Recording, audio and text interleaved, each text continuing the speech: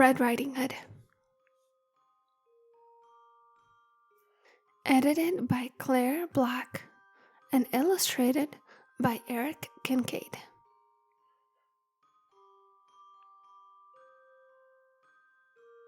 Once upon a time, there was a little girl who lived with her parents in a little house at the edge of the woods.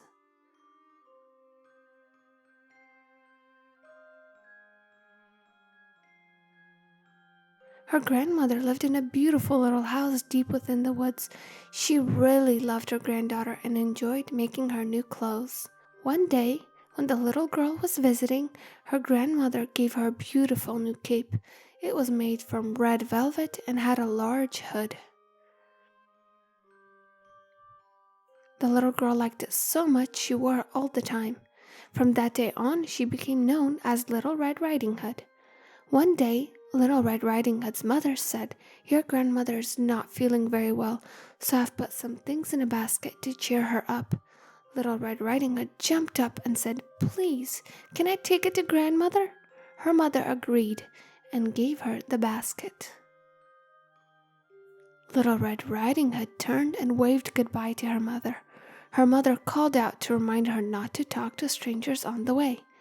Little Red Riding Hood loved the woods. She liked to skip along with the birds and butterflies. Sometimes she'd stop and pick some flowers for her grandmother.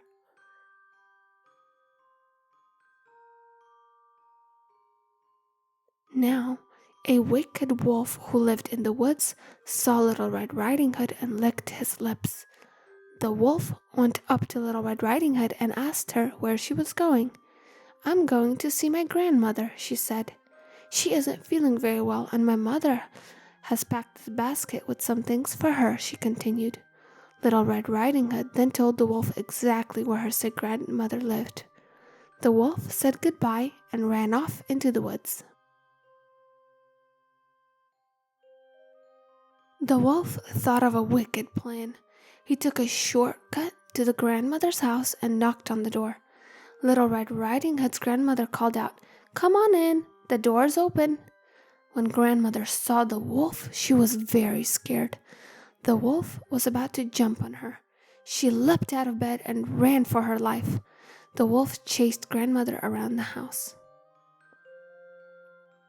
Finally, the wolf got very tired and grandmother was about to escape. She hid in the cupboard. The wolf put on grandmother's clothes. He put on her spare glasses and climbed into her bed. Then he lay waiting for Little Red Riding Hood to arrive.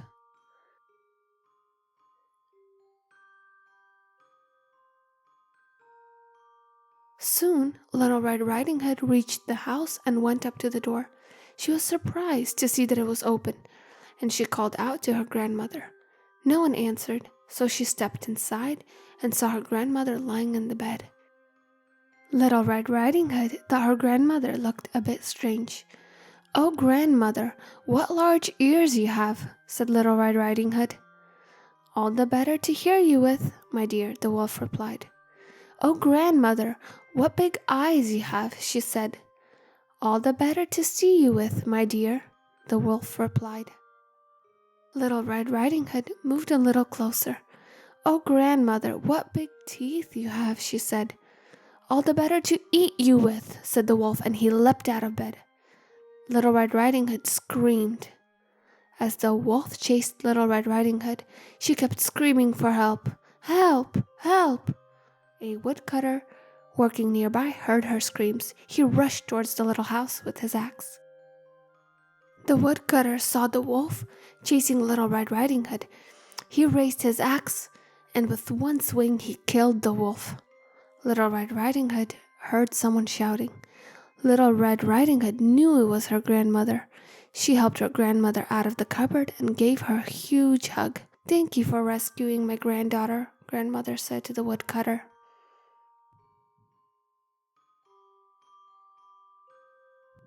Little Red Riding Hood and her grandmother then asked the woodcutter to come in.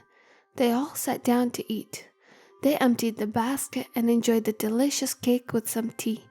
"I'm feeling much better now," said grandmother to Little Red Riding Hood. Little Red Riding Hood said goodbye to her grandmother and then skipped all the way home.